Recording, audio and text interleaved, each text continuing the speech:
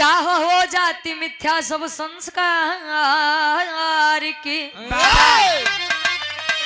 असत्य पे सत्य की जीत होती सदा, तो लाख कर ले भले अत्याचारी अता।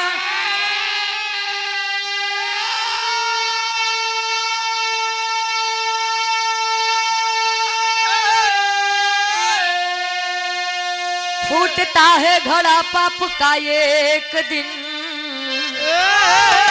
रोक सकता नहीं कुल का पतन।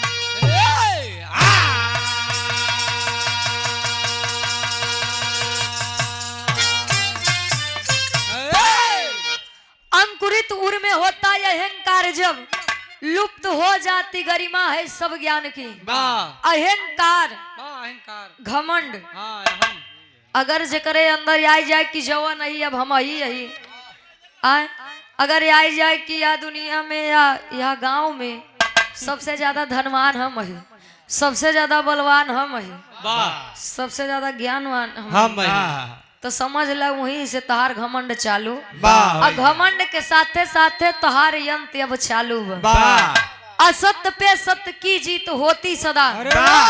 आप लोग जाना था राजा रावण भी भगवान शंकर के भक्त रहे, और श्री रामचंद्र जी भी भगवान शंकर को अपना आराध्य मानते थे। लेकिन जीत हुई किसकी? श्री रामचंद्र जी। काहे बने? काहे से कि वो सत्य के साथ देते रहे राजा रावण असत। हमरे बिरहा में गजल लागत बा कैसे?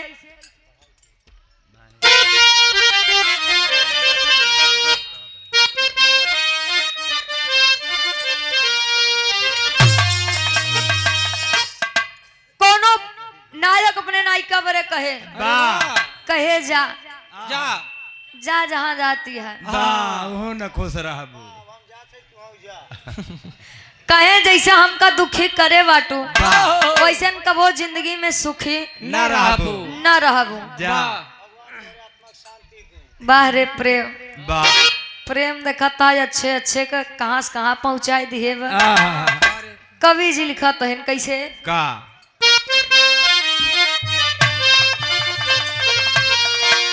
मेरे खून दिल की मेहंदी, मेरे खून दिल की मेहंदी हाथों में ना लगाना,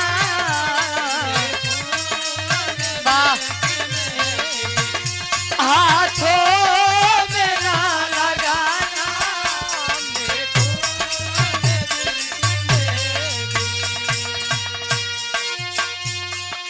मेरे खून दिल की मेहंदी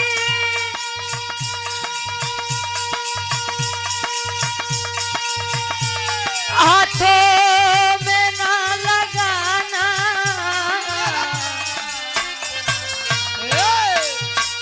जब निकले मेरा जनाजा, जब निकले मेरा जनाजा, सहनाइयाँ बजाना, जब निकले मेरा सहनाइयाँ बजाना, निकले मेरा जनाजा। और इस भाव को समझते हुए बड़का भैया राजा डॉन जी घर मालिक साहब वाह 51 रुपए का महान आशीर्वाद। जब निकले मेरा जनाजा सहनाइयाँ बजाना। लेकिन भाव में कवि जी लिखा था जिंदगी में सुख और दुख आना स्वाभाविक बात होती है। सुख और दुख एक सिक्के के दो पहलू होते हैं। कवि जी लिखा था कैसे का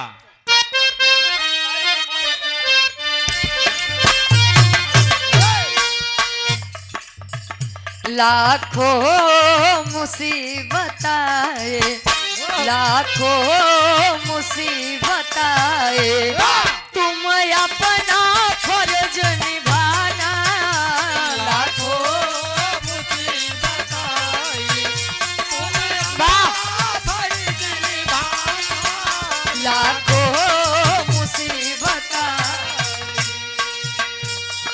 लाखों मुसीबत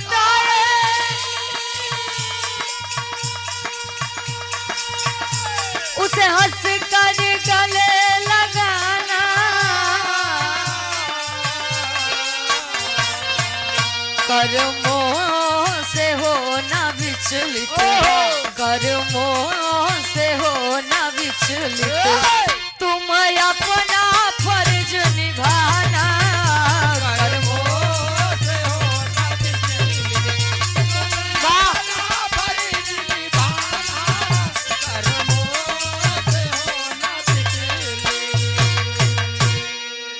लाखों मुसीबत आए उसे हंसकर गले लगाना,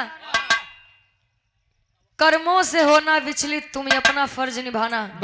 आज के जनरेशन में का होत बा पता बा, तनी सा मुसीबत दुख तकलीफ आए ना लोग अपन जिंदगी खत्म कर देता है। काहे बरे दुख अब झेले की हिम्मत नहीं बा, क्षमता नहीं बा, केहू प्रेम में जान देता है। ट्रेन में काहे बरे हो? हाँ वही प्रेम के चक्कर में। अच्छा वही प्रेम के चक्कर में वाह। अब केहू घरे के परिस्थिति से परेशान हो कि अपन जान दे देत बा। बारे जमाना बारे दुख, अगर दुख न आवे तो शायद या लोग सुख और सुख पावे लगे तो भुलाए जाए कि पीड़ा होती क्या है। अब केवल दुख है, दुख मिले तो ये अनुभव कई न पाए कि सुख होता क्या है। दुख तो का मिला जे राजा रहा है, हम सब आप सब तो एक मामूली इंसान नहीं। बिल्कुल हो, इस पृथ्वी पर इस मृत्युलोक पर दुख झेल कर स्वयं ईश्वर गए हैं, तो हमारे उरे आपके काया औकात बा या दुख से लड़ाई का। हमरे बिरहा के कहानी के शुरुआत यहीं से बा। कैसे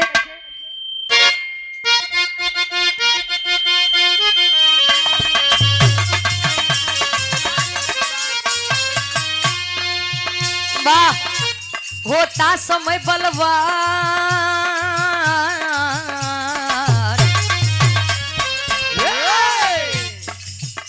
होता समय बलवान वेद शास्त्र बताते, होता समय बलवान वेद शास्त्र बताते, होती उन्हीं की जीत जो पग आगे बढ़ाते।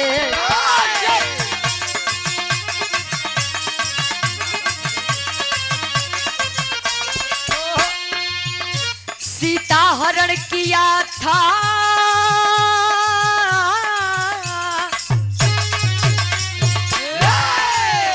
सीता हरण किया था कानन में दशानन, सीता हरण किया था कानन में दशानन, पापी कुलीन कर्म किया घोर या पावन।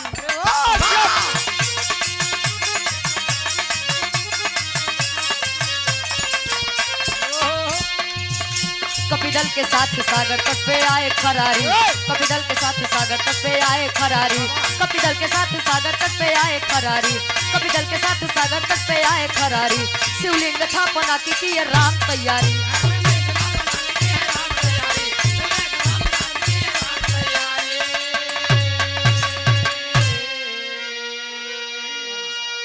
उन्नाव जिले से आप दीदी जी अंजू यादव 101 रुपए का महान आशीर्वाद, 100 में सबके नमस्ते प्रणाम स्वीकार हो।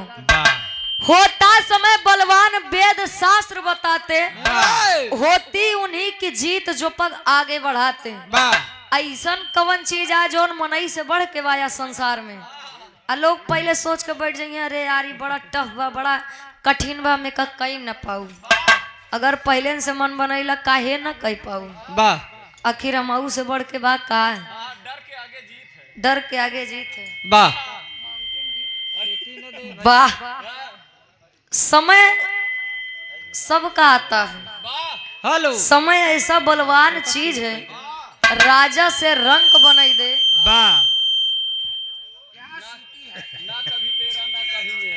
भैया सीटिया था मिला।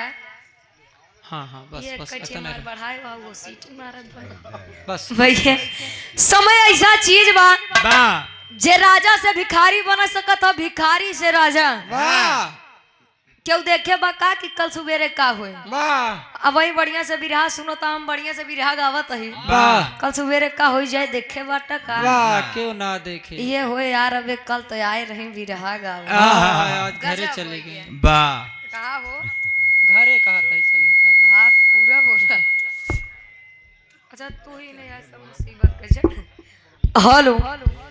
जैसा कि आप लोग जानते हैं, जब श्री रामचंद्र जी के 14 वर्ष के वनवास हुआ, साथे माई सीता जी लक्ष्मण जी गए। सीता जी का हरण हुआ, रावण जी अपने लंका नगरी में गए। श्री रामचंद्र जी हनुमान जी से कहे, हनुमान हनुमान ए बेटा हनुमान। कहे बोला नाथ। नाथ कहे सुना, लंका पे अब तो चढ़ाई होए होए के बाद, लंका में युद्ध तक कराइन के बाद लंका का विनाश तो होए, लेकिन हम सोचा थे ओकर विनाश करे से पहले कुछ नेक काम कर लिया जाए। अरे वाह कहीं जैसे प्रभु कहीं शिवलिंग के स्थापना करवाई लिया जाए। कहे तब प्रभु दिक्कत कौन चीज के बा? बिल्कुल। कहे हनुमान लेकिन तो का तनी काम करे के पड़े। कहन का बतावत हन कवि जी गीत लागत बा।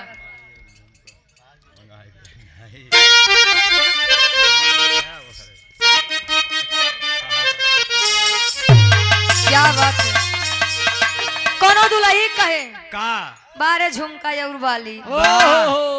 पहले लोग झुलनी पहनत रहे, पाइजेब पहनत रहे। आयब पायल पहिरत है।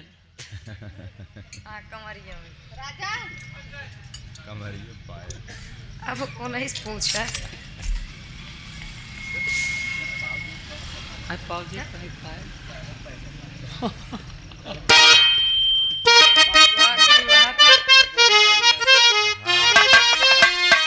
कहे अरे बाली और झुमका भुलाई जा, बाली और झुमका भुलाई जा, नथुनी पगोली चले ये सब बनवाएगा। बाली और झुमका भुलाई जा, नथुनी पगोली चले सब बनवाएगा। बाली और झुमका भुलाई।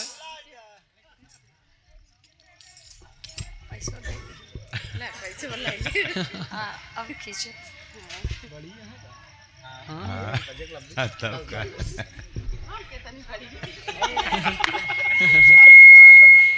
आप दीदी नाम बताइए।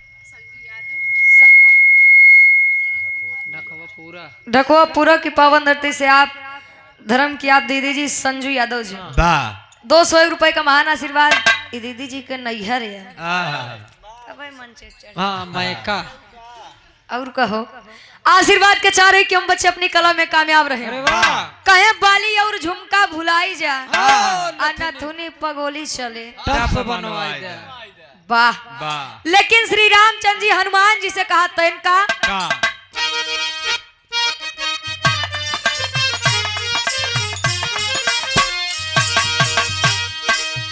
मनवा के मनसा पुराई दा,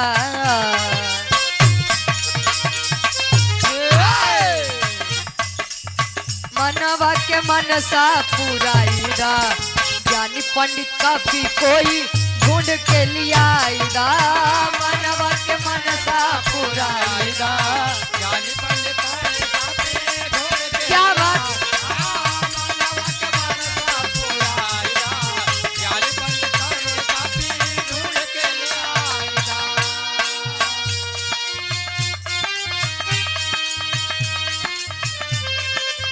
सहमत तोहरा में बाटे कपिराई, अनुष्ठान भी प्रजी से बेटा करवाई।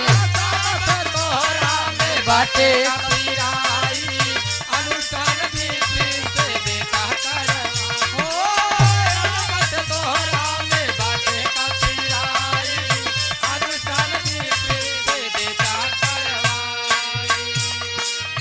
मनवा के मनसा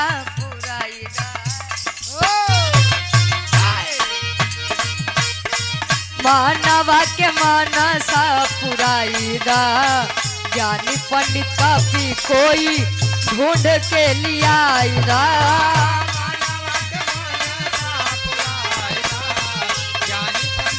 वाह।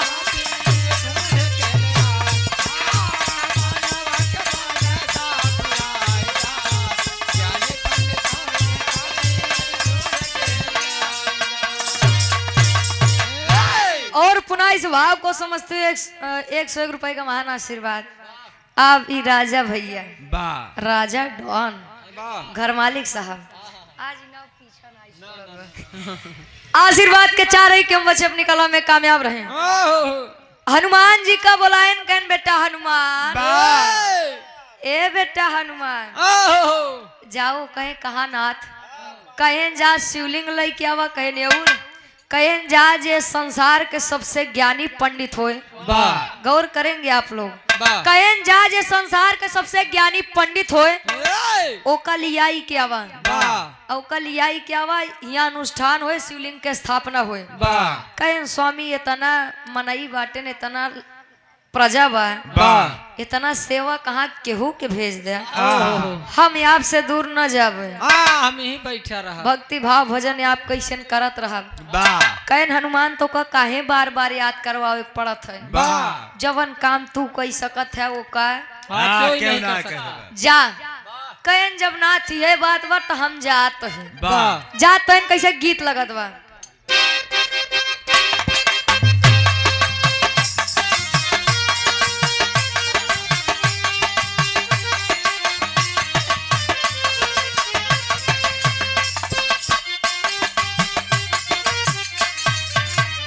सदा की पावन धरती से आप धर्म के बड़े भाई राजू यादव जी 101 रुपए का महान आशीर्वाद।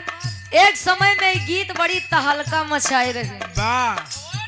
ये हो कहा थे दुल्ही या लड़की जानला गोलगप्पा का बड़ा शौकीन होते फुलकी गुपचुप उ का होतो। वही कहा थे। अच्छा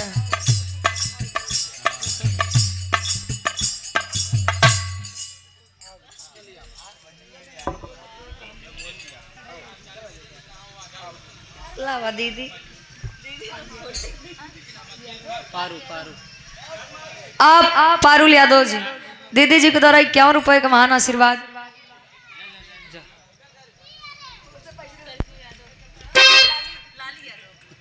करिश्मा यादव, लाली यादव 51 रुपए का महान आशीर्वाद। एक स्वर में सबके नमस्ते प्रणाम स्वीकार हो। दुल्हैया कहे कहा गईली बाजारे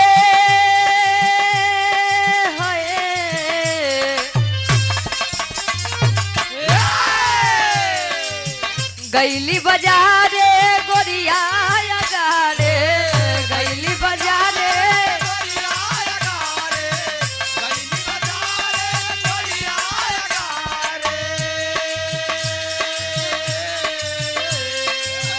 गईली बाजारे गोरिया गारे। अरे आशिक पाछाड़े से मारी रहे धक्का, घूंघट तरे धय दावे गोरी गोलगप्पा, घूंघट तरे। अरे वाह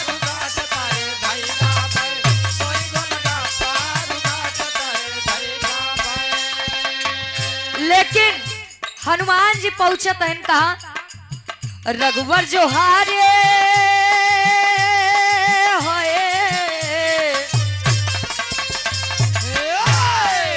रघुवर जो हारे त हनुमत पधारे।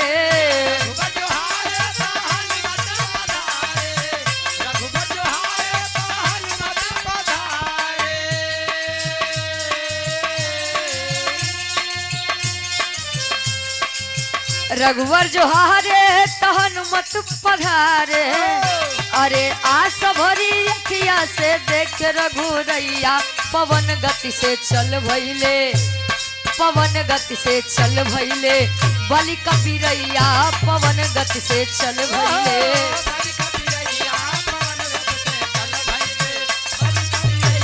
क्या बात। आज पहुंचते हनुमान जी आदेशानुसार ब्रह्मा जी लगे, ब्रह्मा जी लगे जब पहुंचन कहन कस हनुमान सब कुशल मंगल वाह, कैसे यहाँ आया है। कहन कुशल हो तो का करे करे वाह कहें स्वामी अगर कुशल हो वही करत तो का करे यहाँ आई। कहन का भा कहन हमरे प्रभु श्री रामचंद्र जी कहन के हनुमान शिवलिंग के स्थापना करवावे के बाद जा जे संसार के सबसे ज्ञानी पंडित होए ओका लियाई क्या बा। कहन तो हमरे अंदाज में हमरे जान में आपसे बड़ा ज्ञानी पंडित क्यों ना आईबे। कहनु काहे बरे कहें सृष्टि के रचयिता आप है। हाँ कहें हनुमान अगर छोट मोट पंडित के बात करता है तब तो तब हम चलो चली। वाह अब जब संसार के सबसे ज्ञानी पंडित के बात बा वाह ते काम करा जा।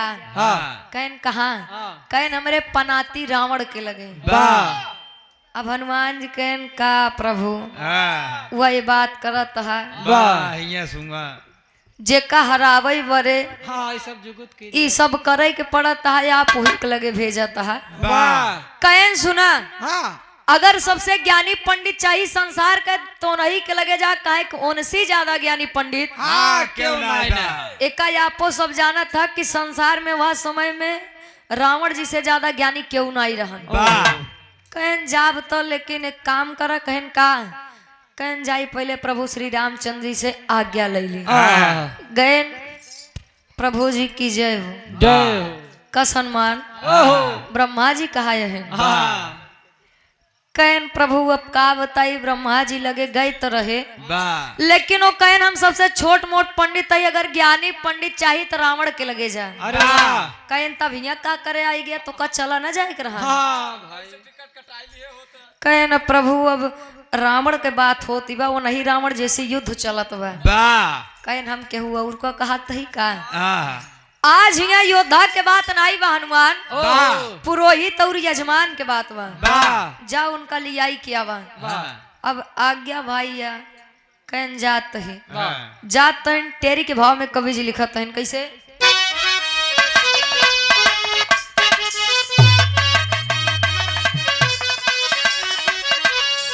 अरे खरारी तब बजरंगी से कहे अरे खरारी तब बजरंगी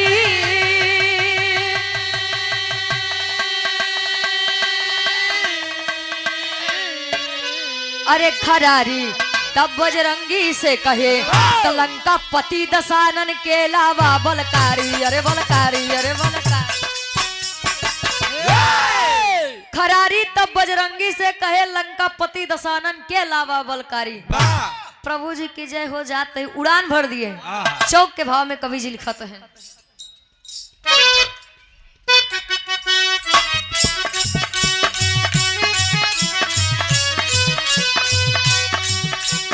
चले राम को शीश झुकाकर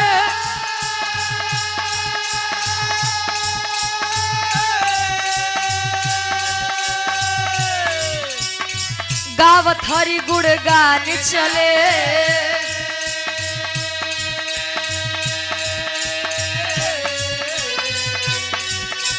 चले भक्त श्री रामचंद्र के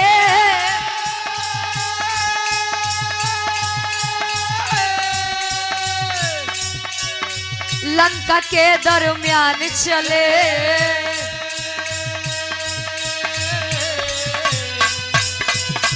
चले काज हरि हित में करण को चले काज हरि हित में करण को पवन पुत्र हनुमान चले।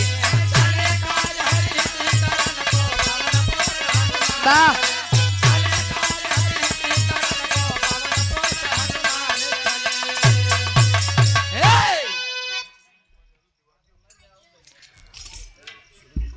आप आदरणीय परम सम्मानित धर्म क्या बड़े भाई सुरेंद्र कुमार यादव जी दीवान जी वाह उत्तर प्रदेश पुलिस वाह बाबूजी के द्वारा 101 रुपए का महान आशीर्वाद कहे चले भक्त श्री रामचंद्र के वाह यानी हनुमान जी उड़ान भर देने आधा समुद्र जब डाके वाह कहें प्रभु के बात मान के आए तो गए लेकिन का है भाई रावण हमारे साथे चली हैं। वाह अबे कुछ दिन पहले आई के लंका नगरी का नाश कई के गए वाह अशोक वाटिका उजाड़ दिया रे वाह तहस नहस कई डाल अब हमारे साथे पूजा करवावे जाए वाह ऐसे मामला सेट ना हो हाँ कहे भेष बदल ली वाह तब शायद कुछ बात बने जैसे लंका में पहुंचे वह बुढ़वा के रूप वाह कक्का दादा हरिन की नाई हाँ हिलत कापत पहुंचे वाह वृद्ध इंसान बन के हाँ पहुंचन कहन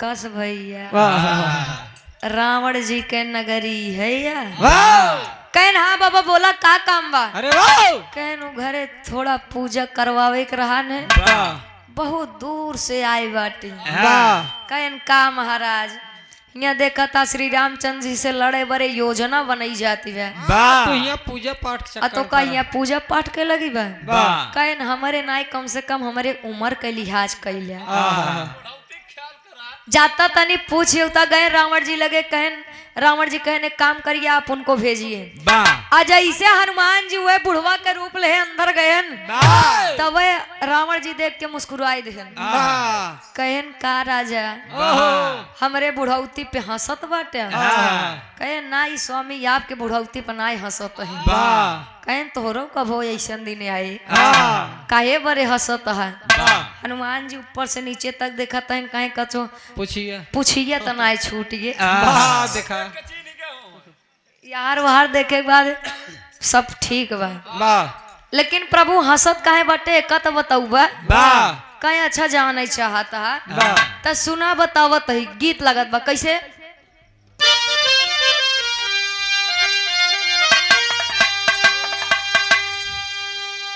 अरे त झुलनिया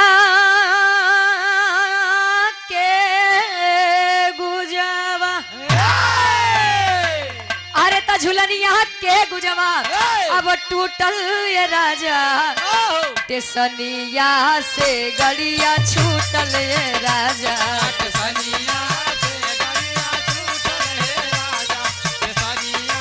वाह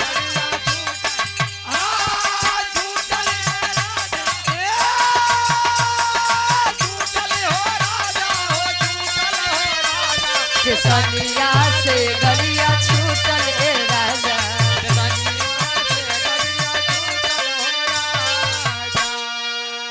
लेकिन एक एक लाइन पर ही आप लोग गौर करेंगे रावण कहा तेनु बुढ़वा रूपी हनुमान जी से कहे का अरे तब बोला दशानन अरे तब बोला दशानन हे हनुमान आवा तोहार पुछिया कहाँ बहम के बतावा तोहार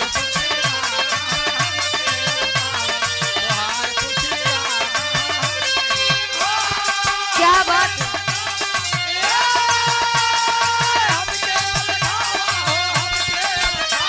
तोहार पुछिया कहाँ बहम के बतावा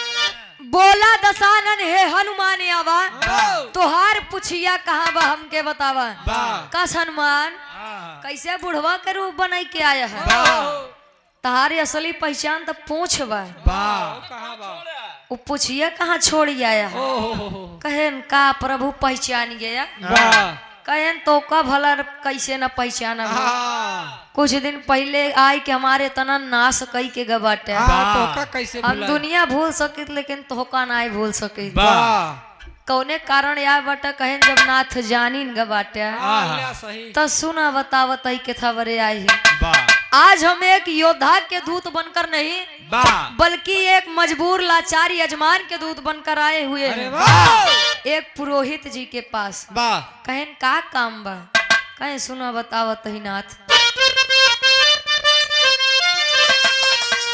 कहे बैठा यजमान बाटे अब सागर के तीरवा त चल के पुरोहित हरा दिल के तू पीरवा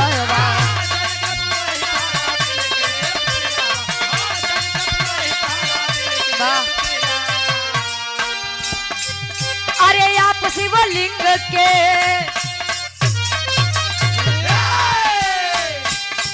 कहे आप शिवलिंग के पूजा करावा तोहार पुछिया कहवा हमके बतावा क्या बात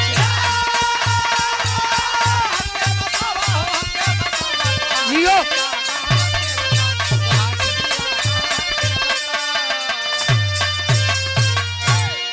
कहे बैठा यजमान बाटे सागर के तिरवा चल के पुरोहित हरा दिल के तू पिरवा कहन हमार प्रभु श्री रामचंद्र जी मजबूर हो के वही समुद्र के किनारे बैठा है कहन तब कहनो कहन की जा जे संसार के सबसे ज्ञानी पंडित होए अनुष्ठान करवाए बरे ओका लिए आई क्या वा हम गए रहे ब्रह्मा जी लगे, लेकिन ब्रह्मा जी कहन उनसे ज्यादा ज्ञानी केहू नहीं बा।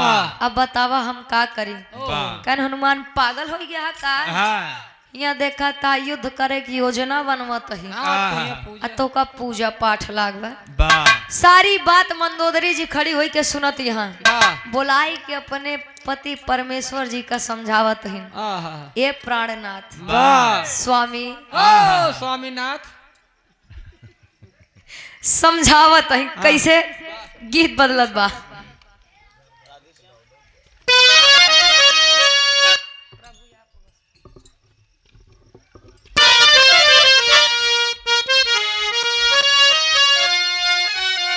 क्या बात है। भगवान कन्हैया जी जब गोकुल नगरी छोड़ के वृंदावन में गए तब के दृश्य देख के कवि जी वर्णन करत हैं का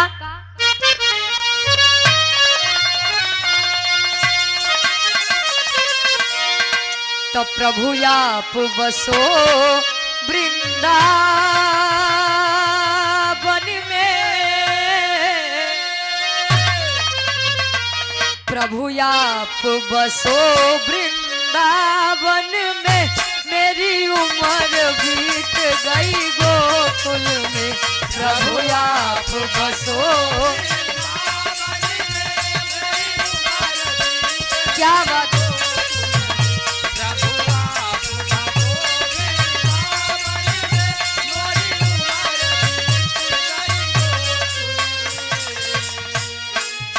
लेकिन गौर करिए आप लोग, मंदोदरी जी रावण जी का समझावत नहीं जाए खातिर का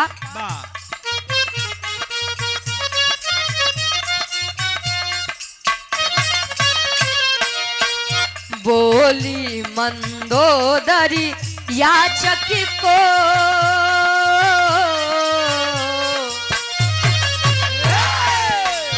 बोली मंदोदरी याचक को खाली लौटाना ठीक नहीं।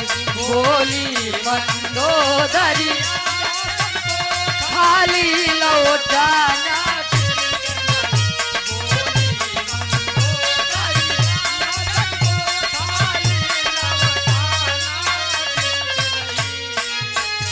बोली मंदोदरी याचक को,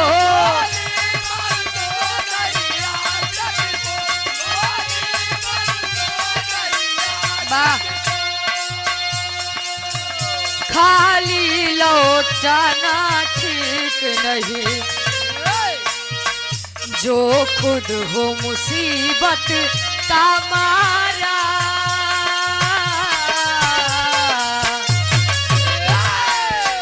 जो खुद हो मुसीबत का मारा, उसे और सताना ठीक नहीं। जो खुद हो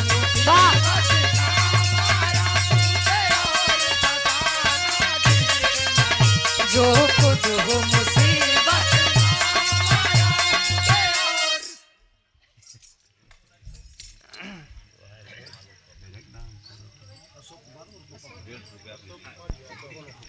आप आदरणीय परम सम्मानित अशोक कुमार यादव जी पूर्व प्रधान साहब, अच्छा भूतपूर्व हो भैया, भूतपूर्व प्रधान साहब आप आदरणीय अशोक कुमार यादव जी बाबू जी के द्वारा 151 रुपए का महान आशीर्वाद।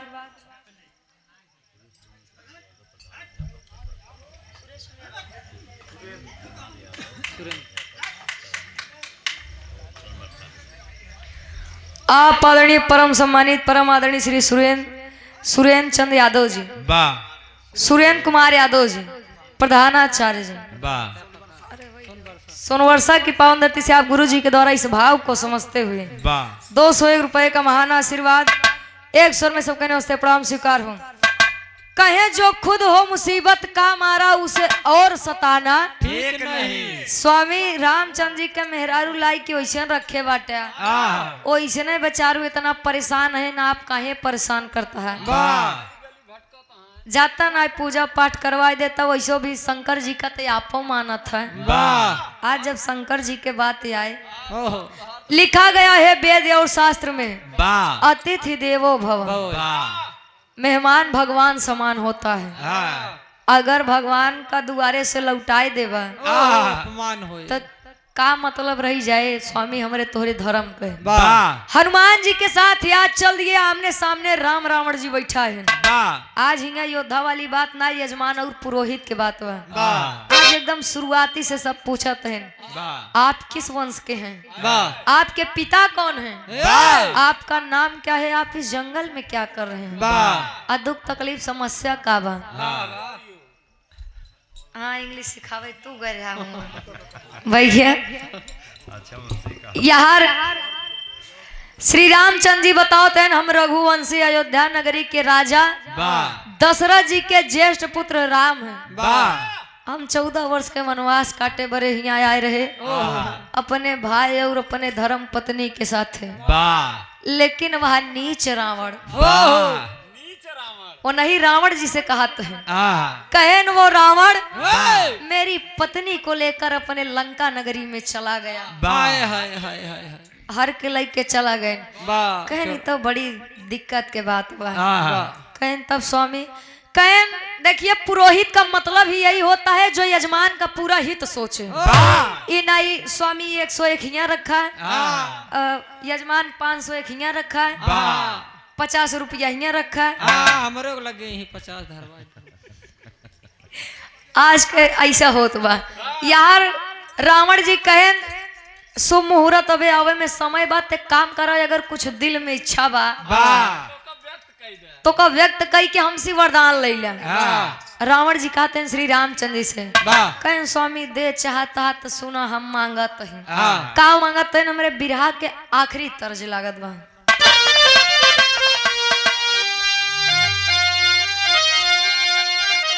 अरे तक कोठे ऊपर कोठरी हलवैया के दुकान कहे हाथ से लड्डू छूट गया पनवरिया मारे सहान। अरे पनवा खाइला राजा हमारी दुकान पनवा खाइला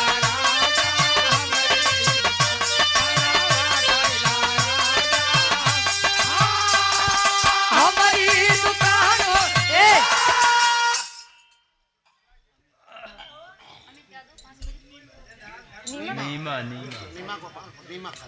नीमा की पावन धरती से आप अमित यादव जी वाह भैया जी के द्वारा 101 रुपए का महान आशीर्वाद। संजू यादव जी के आप भतीजे जी राजा यादव भैया जी के द्वारा पुनः 101 रुपए का महान आशीर्वाद। ढकुआ की पावन धरती से आप समर बहादुर यादव जी वाह भैया जी के द्वारा 101 रुपए का महान आशीर्वाद। पनवा खाइला राजा हमारी दुकान हमारी दुकान। हाँ लेकिन श्री रामचंद्र जी से रावण जी कहा तो मांगा तो रावण जी से मांगा तो है। वाह गौर करिए आप लोग का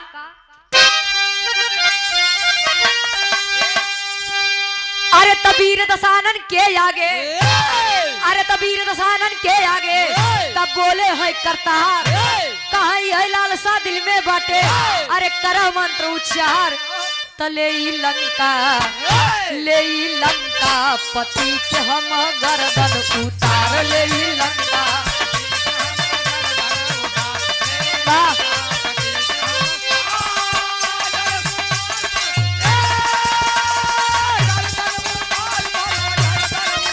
ले लंका पति के हम गर्दन उतार ले लंका। वीर दसानन के आगे तब बोले हैं करतार यही लालसा दिल में बाटे करा मंत्र उच्चार ले लंका पति के हम गर्दन उतार। स्वामी ए नाथ हमार जब मुकाबला सामना राजा रावण से होए तो उनका हम 10 सिर काट के आई वाह ई वरदान चाहिए। वाह रावण जी कहे ए मस्त हुआ ऐसा ही होगा वाह टेंशन न ले जैसा जैसा कहा वैसे न होए। और कुछ कहे हाँ स्वामी एक चीज और मांगत है का कहे कुंभकर्ण से जब होवे लड़ाई कुंभकर्ण से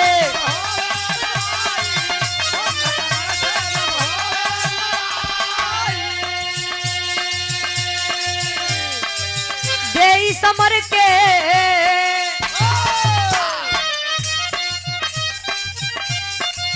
दे असुर के समर में गिराई दे असुर के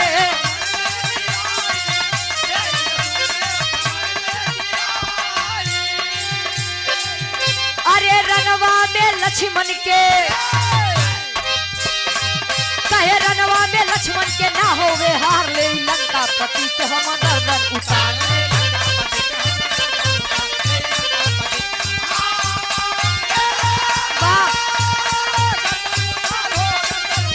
ले लंका पति के हम गर्दन उतार कुंभकर्ण से जब होवे लड़ाई दे असुर के समर में गिराई स्वामी जब हमार सामना कुंभकर्ण जैसे योद्धा से होए तब मनऊ का पराजित कई के आई हमरे भाई लक्ष्मण के रण में हार न होई के चाहिए रावण जी कहन एवं मस्तु यजमान ऐसा ही होगा कहन अब मांगन ढेर हो गया चला जौन काम करवाए ही पहले उका कह लिया जाए शुभ मुहूर्त यावत बा हाँ हो पूजा पाठ 3 वरदान मांग ले दई दे अब शुभ मुहूर्त के घड़ी आवत बा सुना अब हम का कहते हैं पहापट के भाव में कवि जी लिखत है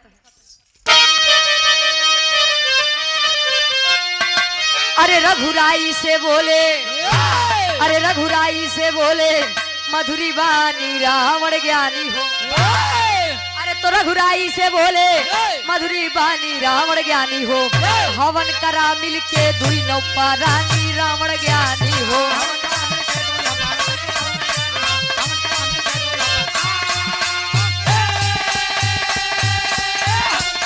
क्या बात है?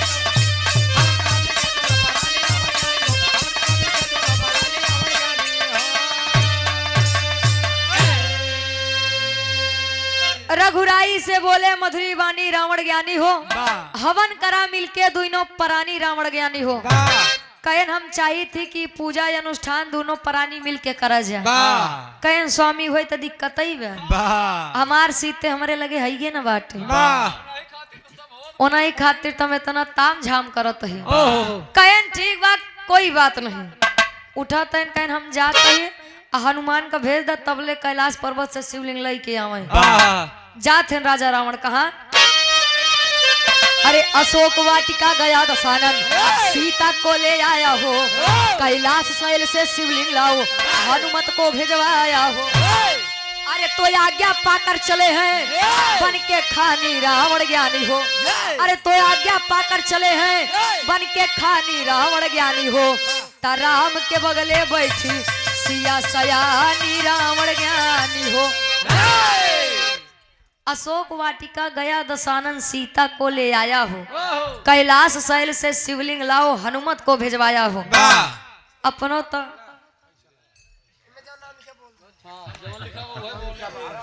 आप ही धर्म क्या बड़े भाई प्रियांशु यादव उर्फ कल्लू भैया राजा यादव आप अमित यादव घर मालिक साहब अवनीश यादव अवनीश हो 101 रुपए का महान आशीर्वाद 100 में सबके नमस्ते प्रणाम स्वीकार हो कैलाश पर्वत पे हार भेजवावत हैं हनुमान जी कहन पहले देख लिए करई का जाता धोखा तो न दिए में तना दूर इनका गए लिया आवे यार गयन सीता जी का लिया के आयन सीता जी का देखते मान हनुमान जी कहन का प्रभु ये नहीं कलावे बरे इतना ताम झाम होत ये नहीं कितना आसानी से लाई दी है कहन देखा हनुमान मर्यादा पुरुषोत्तम राम है हमसे वरदान मांगे हैं कि राजा रावण का सिर काट के हैं कुंभकर्ण का हराई के हैं अब मर्यादा पुरुषोत्तम है हम वचन दिए बाटी त सीता जी जैसे आए और सीता जी वैसे हमारे साथे जाइए तू जा कैलाश पर्वत पे शिवलिंग लेके आवा हम यहाँ हवन करवावत है और राम जी के बगली सीता जी बैठ के हवन करत है आल्हा के भाव में कवि जी दर्शावत है कैसे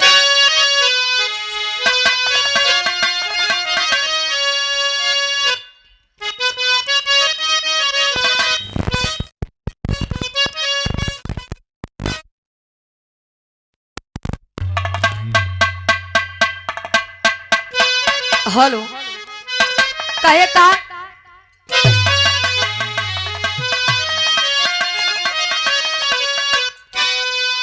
कहे राम जैसे स्वामी जगतिया में कोई नहीं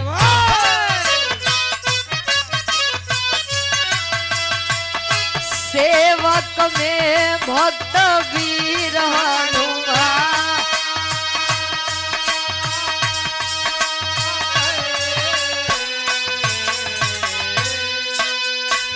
शिवलिंग लावे बदे कैले प्रस्थनवा पंचो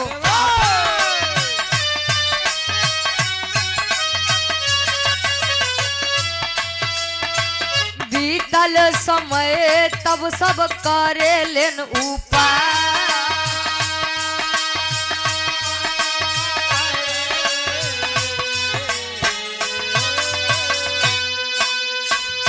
बालू के पिंड तब रावण बनाए भैया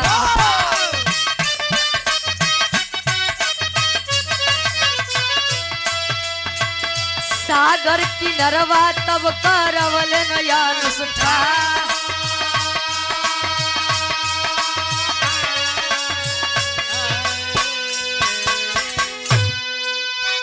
राम जैसे स्वामी जगतिया में कोई नहीं सेवक में भक्त वीर हनुमान राम जैसा स्वामी तो मान लिया क्यों नहीं हो लेकिन भगवान श्री रामचंद्र जी के भक्ति जैसा हनुमान जी करे शायद या ना कबो केहू करे रहा ना कबो केहू कई पाए ऐसा भक्त किसी ने चीर के दिखाई सकत है लोग कहा थे ने अब हनुमान जी तो यही ना किसी ने चीर के दिखाऊ वाह वाह रे भक्ति यार जब कैलाश पर्वत पे गए धीरे धीरे समय बीतागा राजा रावण कहन स्वामी शुभ मुहूर्त अब बीता जात बा हनुमान जी अब देर करत हैं कहन तब नाथ का करबा बालू के पिंड से आकार देन शिवलिंग के अनुष्ठान करवाए शिवलिंग की स्थापना करवाए तब ले हनुमान जी आए गए जब हनुमान जी देखें कहन का प्रभु जब ही बालू के पिंड से तो का एक सब करे के रहन है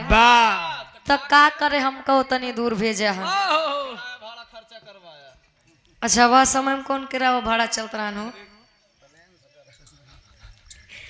कहे प्रभु कम से कम हम होई थी देख ली का कैसे भवा है अब वो बालू से बनवाए बाटे हवा आए तो उड़ी जाए तो मतलब है का हम का इतना ताम झाम करे कहे राजा रावण कहने हनुमान कहन का भा प्रभु कहन तोरे अंदर जितनी ताकत होए जितना हिम्मत होए तू कुल लगाए डावा अगर इस शिवलिंग हार से बाहर हो ही गया तो तू जवन का हम तो नहीं हार के जाब कहन का प्रभु वही छोट मोट बात करत है अब देखा हनुमान जी के तनी सा घमंडी यहाँ हो गया कहन का प्रभु वही बात करत है कहन का कहने का तो अपने पूछिए समय हार बाहर दे कहन कहा जिन कई के दिखावा अब जितना ताकत जितना दम बा कुल लगाए डावत है लेकिन शिवलिंग नाम बोल अच्छा नहीं बोली का भैया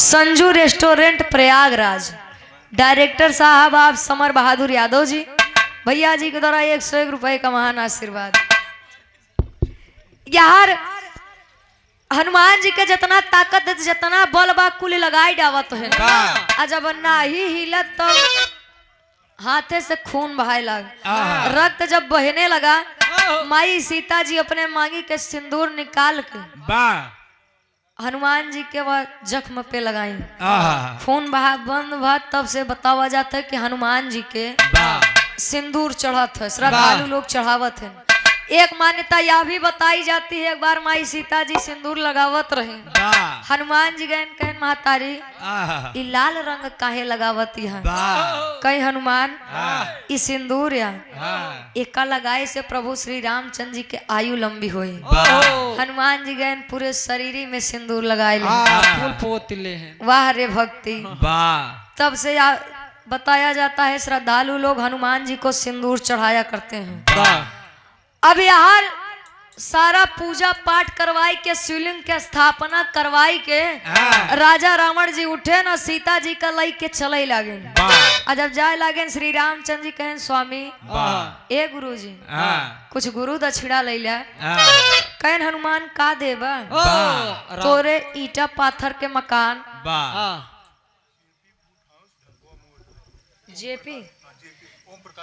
जेपी बूट हाउस ढकवा मोड़ ढकवा मोड़ की पावन धरती से आप ओम प्रकाश यादव ओम प्रकाश यादव जी भैया जी के द्वारा 101 रुपए का महान आशीर्वाद। कहन श्री रामचंद्र जी आपके ईटा पत्थर के मकान हमारे सोने के लंका वाह रही एक खितार मेहरारू हो हमारे लगे बा का देबे का देवा तू वाह कहन स्वामी नाई बिना लेहे तो जाई न दे आहा बतावा का लेवा वाह गुरु दक्षिणा में। कहन अच्छा दे ही नहीं चाहता तो सुना हम मांगत है। वाह खड़ी के भाव में कवि जी लिखत है।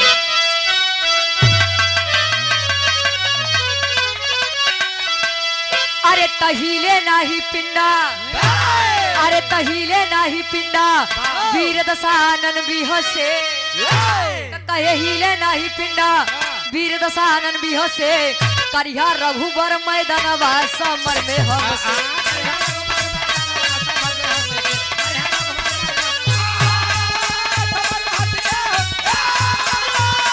क्या बात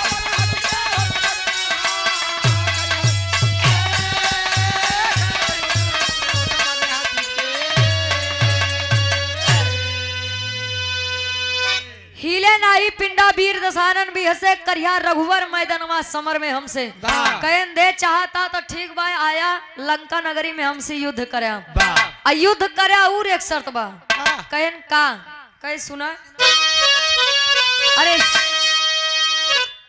कहे जब आया लंका नगरी में हमसे युद्ध करया युद्ध के बाद वाह हमारे लंका नगरी में एक वीर अगर ना बचे यानी एको वीर ना बचे तब सीता का लई के आया अन्यथा लई के जी नहीं आया हम जी चाहिए मरी हमार चिंता ना करे। वाह लेकिन अगर लंका में एक भी वीर बच गया वाह तो सीता जी को आपको लेकर नहीं आना है। वाह कहन प्रभु ऐसे न होए काहे परेशान होता है। वाह अब उनका तो भाई अहंकार रहा हमारे इतना लंबा परिवार बा हाँ क्यों न क्यों बचे 70 पूत 72 नाती वाह ता रावण घर दिया न बाती वाह 70 पूत 72 नाती हाँ बा भैया इतना लंबा परिवार बा क्यों न क्यों तो बच ही नहीं जाए। वाह लेकिन अहंकार देखिए आज लंका नगरी के दियो बाती जलावे ना ही बचा।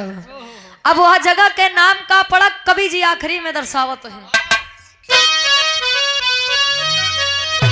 अरे साथ सिया को तबले चल दिया है लंकेश्वर हो ता जहाँ किए थे अनुष्ठान वह तीर्थ बना रामेश्वर।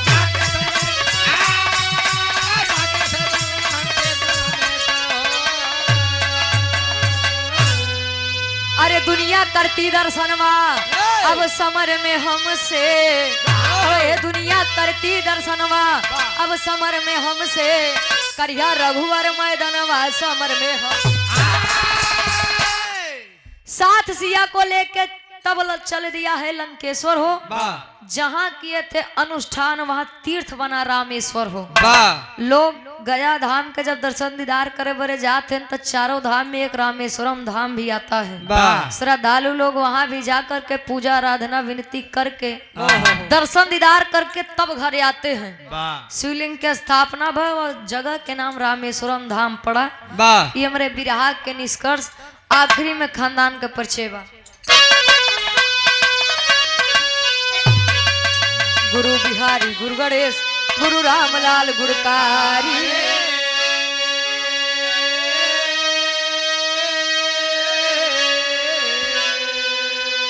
अरे स्वर्ग बसे चंद्रिका कवि भारत यादव जी बने पुजारी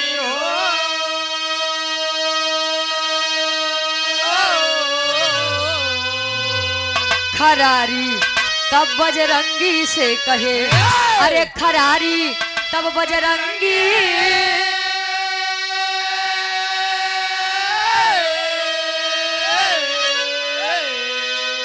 खरारी तब बजरंगी से कहे भारत रुचि अब भगवान की लीला न्यारी। हरारी तब बजरंगी से करे।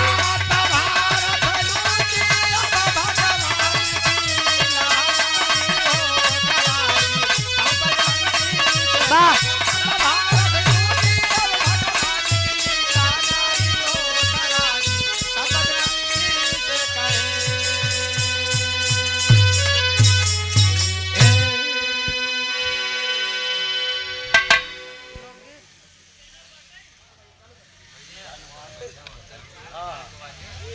सुनील भैया